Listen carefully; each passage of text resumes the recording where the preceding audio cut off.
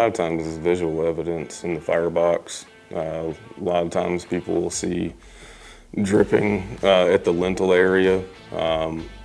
Might have musty odors inside the chimney too.